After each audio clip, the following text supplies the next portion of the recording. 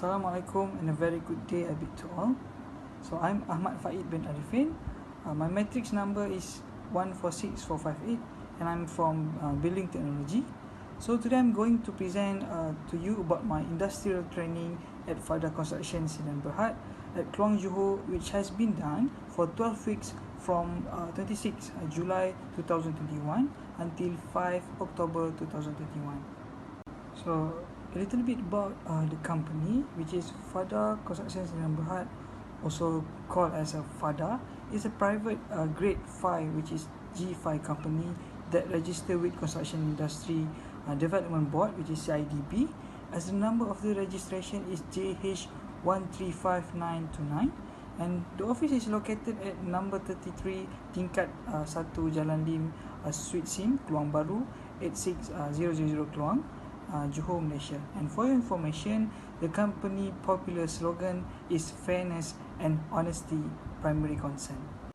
Fada Construction's objective is to continue to acquire experience, professional management and services to develop a dynamic, refreshing company with an depth knowledge in earthworks, steel structure works, concrete structure works, refurbishment and height and fit out. This company expertise is in a range of sectors including industrial, which is factory and warehouse, commercial, which is shop office or office building, mixed housing development, works repairs and refurbishment works, which is reinforced concrete and structure, internal or external fit out and roofing works, and etc. Fada have more than 18 years experience in construction industry, as it founded in 2001 by Mr. Ng Wee Kiat, which we call him also as Mr. J, as managing director. And during the 12 weeks of my training at Fada Construction Sinan Berhad, which is Fada, I was placed as a site supervisor trainee. I was assisted by two supervisors, which are first Encik Muhammad Nur Amin, second Encik Muhammad Rashid. My company doesn't have a large number of staff, so every instruction from the managing director will be given directly to me, and if there is any question coming from myself, I can contact my boss directly as well. And I think that it is good because it is a good thing because I don't need to face such a bureaucracy problem or any miscommunication will happen. For your information, my industrial training was conducted during a pandemic, so most of the projects that were supposed to be carried out had to be put on hold for a while. Only some projects such as maintenance and repairing work and small scale of building work can be implemented, but need to be followed by SOP and a small number of workers. So here are my project site, which is first Bradin Plantation Sinan Berhad, which is located at Kahang Estate Batu 26, and the second one is Sungai Kahang Palm Oil Sinan Berhad, and the third one is Keluang Eco Green Plantation Sinan Berhad, which located at Batu 13, and the last one is Bradin Plantation Sinan Berhad, which is located at Sungai Yong Batu 16. And for Batu 13 site, the project is a building work project, which is making an engine and pump house project. For Batu 16, it is a repairing project of main office building, labour quarters and a few other facilities. And for the Sungai Kahang Palm Oil Sinan Berhad site, it is a metalwork project of repairing ramp for palm fruit and building work, RC structure, RC platform, RC staircase and timber handrail at biogas plant. And the last one is at the Batu 26 site, which is the project is repairing project of the main office building, the labour quarters and the roofing work of fertilizer house storage. I had been performed various of work such as monitor progress of construction operation, supervise, plan and direct the construction foreign worker daily, control the storage or do the checklist of the material equipment, handling and solving problems for foreign worker at site, submit report from time to time to the management, and sometimes I will perform any other duties as and when it required. And generally I don't have any specific tasks, but more to routine work that I need to do as a site supervisor. So the first task or job scope and learning process that I do is first is monitor progress of construction operation. For this part, I'm required to list down every name of the workers with the things that they need to do on that day, and I will post the list every day in the company's WhatsApp group, and following to the each different site around 8:30 a.m. to 9 a.m. and around 11 a.m. to 12 p.m. And I will send the picture of the progress of the activity that I have already listed down, and by doing that, I can see the progress of the work. Is it moved according to the plan or vice versa? And if not, I will inform the workers to increase the speed of their work. This method also make it easier for our managing director, Mr. J, to see all of the progress clearly, and this does help me to observe the progress of the work clearly according to the schedule. The second one is supervise, plan and direct the construction foreign worker daily. For this part, every morning my boss would call me and state the things that we need to be accomplished on that day. Sometimes he will fully trust me to determine what we need to be achieved on that day based on my observation.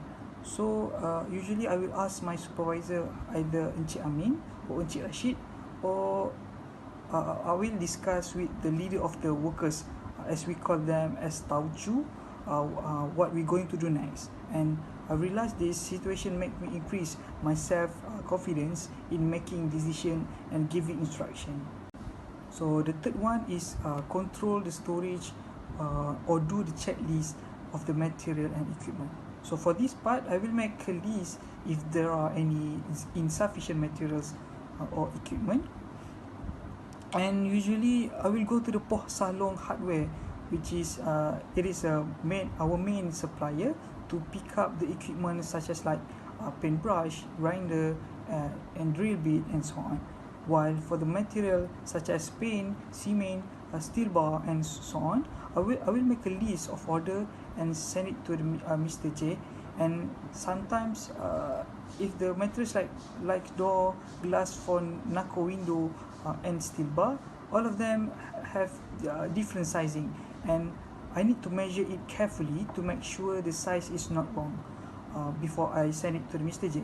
For this part of the job, I need to make sure the material and the equipment that I buy, whether it exceed the required quantity or not, as it will affect the profit rate of the company. So this helped me to make sure not to be careless in listing things. And the next one is handling and solving problems for foreign worker at site. Foreign workers are also ordinary human beings. They also need of basic necessities. However, the location of the site that is too far from the store indirectly make it the responsibility of the site supervisor to help, which is me. And usually I will help them to buy their groceries and sometimes buying clothes for them. And if the employee are sick, I also will take them to the clinic for treatment or for the medical checkup. And furthermore, I also take the workers taking their vaccine, as it is compulsory for them if they want to work at the site. This taught me to take care of the welfare of the employee if one day I have my own employee. And we need to know that foreign workers also are a human too, and they come here to work. And I think it is unfair for us to double standard them. And the last one is basic construction technique. Because lack of numbers of workers on site as we follow the SOP during the pandemic, sometimes I will help them and also learn some of basic construction technique, such as mixing the cement, tying the steel bars using different method, and leveling the parking lot of tractor and read the automatic level. And I also learned plastering the drain using a new technique that teaches by the workers itself.